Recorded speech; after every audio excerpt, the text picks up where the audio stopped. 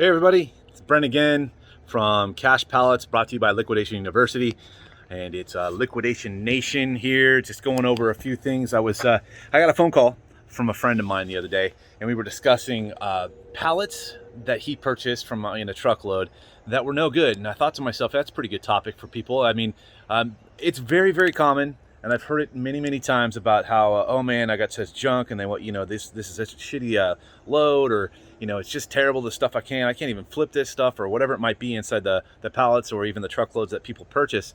I mean, it's I think it's a very common thing, and even with the best stuff that I've ever had, there's still going to be what's a great example? I had a great truckload, but half of it was full of these cheese balls. I mean, they were like the big. I don't even know what's the size. Probably a good 18 inches tall. Probably has, I don't know, a few 300, 400, 500 of cheese balls in it.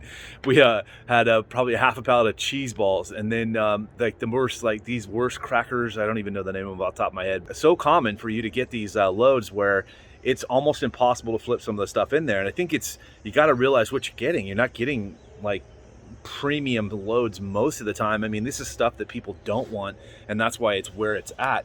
So I always think about that. I mean, it's you got to take the good with the bad, and so I've got to make the money off the items I have that are good, but yet still be able to figure out what to do with the bad stuff. So that means like whether you're donating the food and taking the write-off, or whether you're trying to give it away for a quarter or two for a quarter, or basically giving it away, which we've done well, because giving away sometimes drives the traffic to get people to the store where you can actually ultimately flip them to spend money on the stuff that you have there. I remember one lady, she showed up one time, and we had these what was it, late July tortilla chips, and probably had 2 pallets of them or something from a truckload or 2 that we had. Anyway, we sat there, we tried to give them away, sell them, give them away, whatever it might be. As they got past the expiration date, we just put them online for free.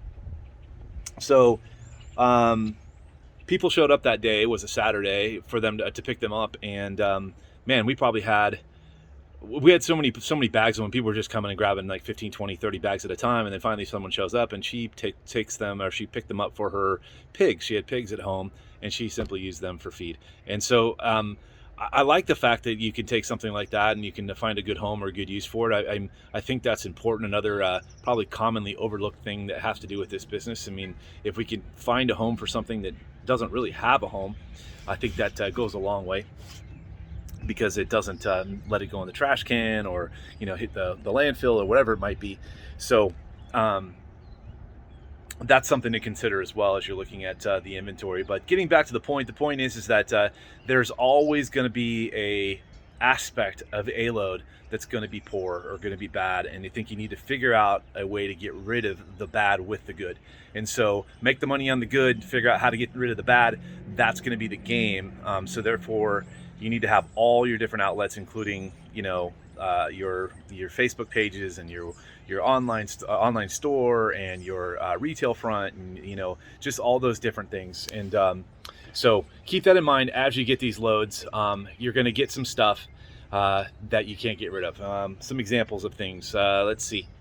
How about calendars in the month of November for the previous year? So let's say for right current, it's about, 2022 in January right now. What if you got 2021 calendars in your next load? Totally possible. How are you going to get rid of them? You probably won't. So you're going to need to find a home, or find a way to basically get rid of those things any way, shape, or form. Those probably will hit the dumpster, and or you could find a way to recycle the paper or what have you. So those are things that I consider when I'm looking at these loads. I'm looking at ways to just simply move the stuff that I just simply can't sell for whatever reason in a moderate fashion, without being too aggressive about it. I mean, donating to Goodwill, or giving it away for free. Another one we give away for free, I don't know if you guys have seen it. I'll have to take a picture. I'll include it here, of the game. What's the name of the game? It's a red box off the top of my head.